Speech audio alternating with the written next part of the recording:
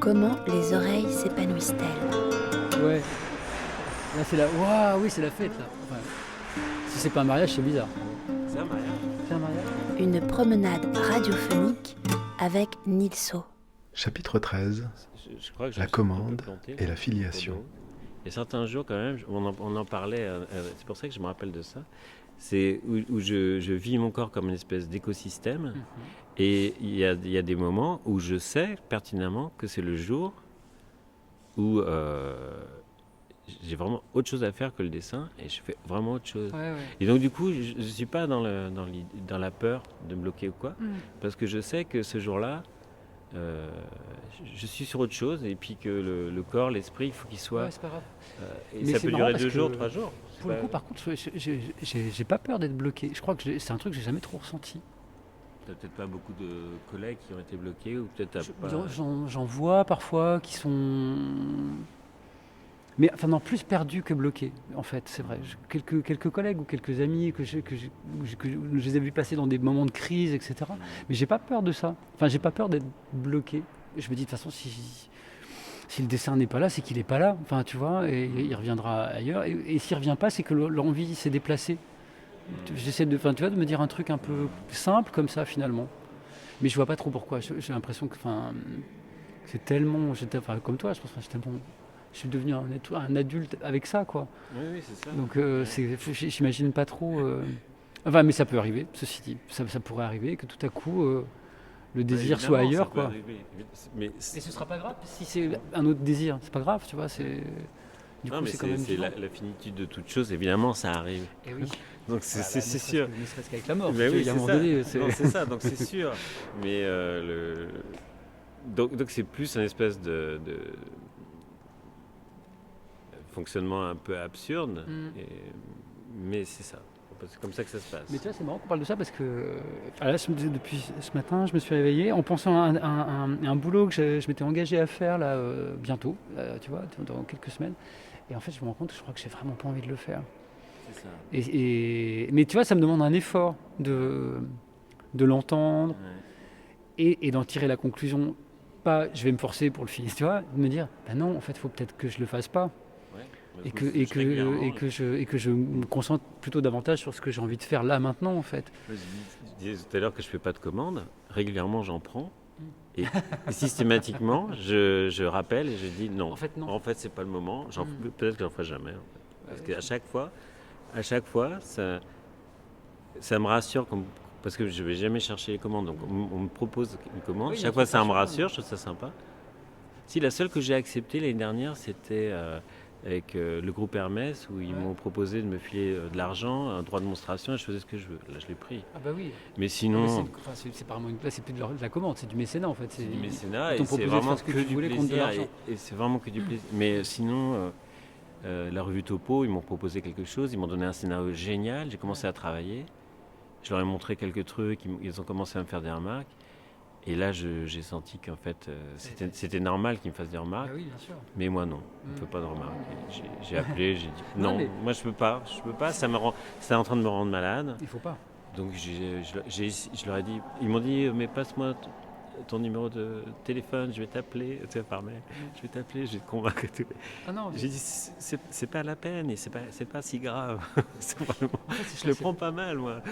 C'est mon fonctionnement là, j'ai essayé, je suis super content qu'on m'appelle pour ça, je suis flatté, je me dis c'est bien, tu vois ce que je fais, c'est pas en couleur, rien, pour une revue, pour les ados. Ouais, c'est donc évidemment, tu pas négliger le truc, tu respectes la personne qui t'a commandé, mais là, moi je crois que je suis pas fait pour ça, pas en ce moment.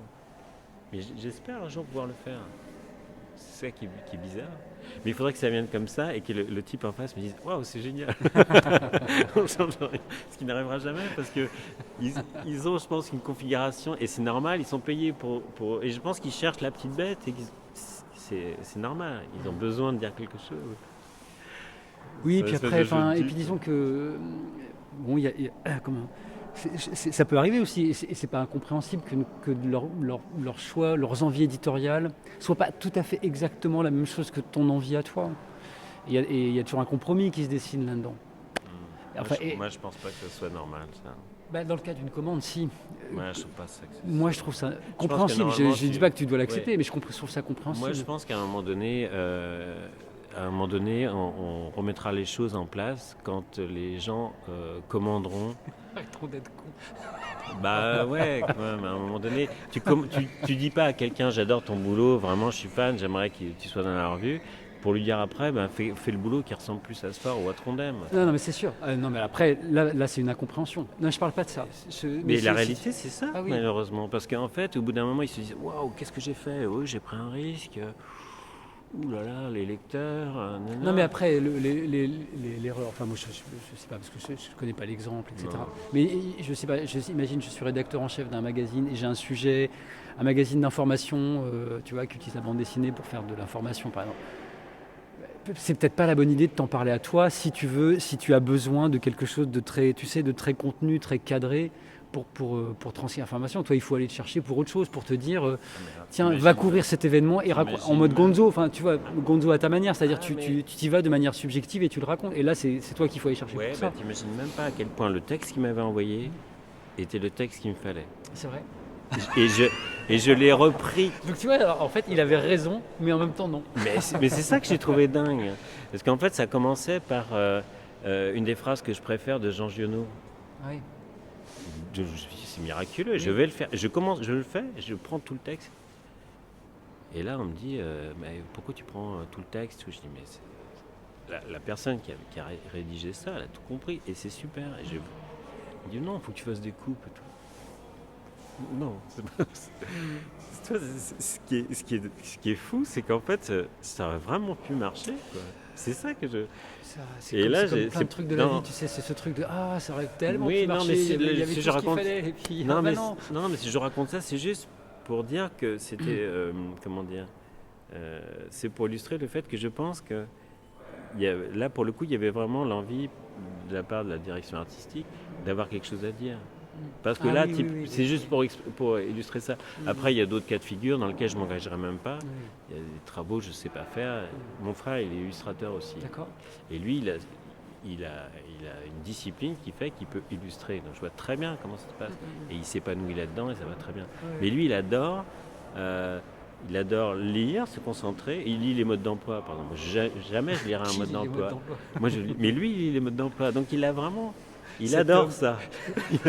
Cet homme lit les modes d'emploi. Il est passionné par les modes d'emploi. Donc évidemment, quand il travaille chez Bayard, il rend tout à l'heure et c'est précis. Il n'a jamais de remarques, c'est sûr. Il est plus jeune que toi ou plus vieux que toi? 1 an de moins seulement. Le dernier bouquin que j'ai fait, c'est là-dessus. Je raconte ça. D'accord. Ouais. Vous dessiniez côte à côte, enfant? Non, moi je dessinais pas. Lui dessinait, moi je regardais. Ouais. Tu as dessiné quand? Vers 30 ans. C'est vrai? Ouais. Tu n'avais jamais dessiné avant? Non. Non, il dessinait, je regardais. C'était lui qui dessinait? Ouais. Et Edmond Baudouin m'a raconté exactement la même chose avec son frère. Edmond Baudouin, il a fait ça, il a dessiné à travers... il regardait la main de son frère et on a fait une résidence d'1 mois ensemble et à un moment donné, il m'a dit une phrase que j'ai en tête, c'est... j'ai dit à mon frère à 28-29 ans, je vais faire du dessin. Il m'a dit, mais t'as 29 ans, t'as jamais dessiné? J'ai dit, mais je t'ai vu dessiner, donc je sais que je sais faire. Il m'a dit, vas-y, j'ai essayé, il m'a dit, ah oui, c'est marrant. Ah oui, c'est dessiné. C'est marrant.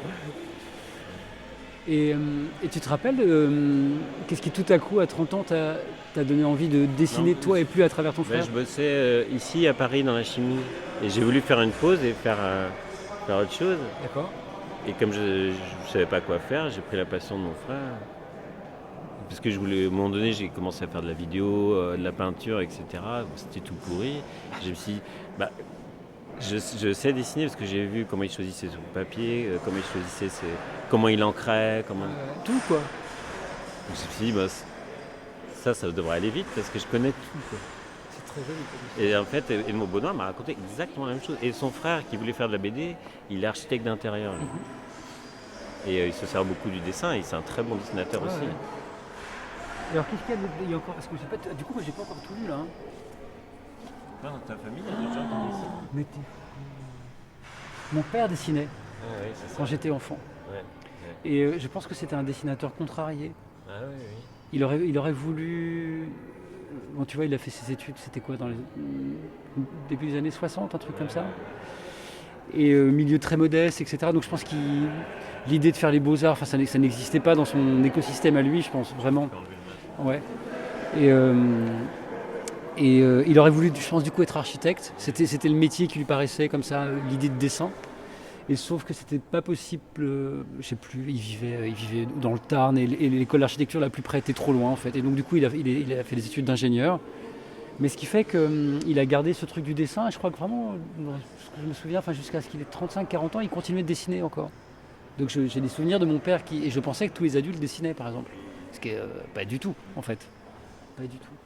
Ça c'est une bonne formation quand les parents dessinent. Ouais. Alors après c'était un truc étrange parce que je pense qu'il avait un sentiment un peu ambivalent devant le fait que je dessine et que j'aime ça. C'est à la fois ça lui plaisait et en même temps il y avait un truc de toi petit con tu vas peut-être pas faire le truc que j'aurais voulu faire et que j'ai pas pu faire. Enfin tu vois c'était pas malveillant mais je pense qu'il y avait un truc qui le tiraillait un petit peu. Donc il était pas très il était très cassant par exemple quand je lui montrais des trucs. Moi j'avais qu'une envie, c'était de dire et à chaque fois c'était bam bam. Une exigence. Ouais, une exigence. C'était pas très tendre.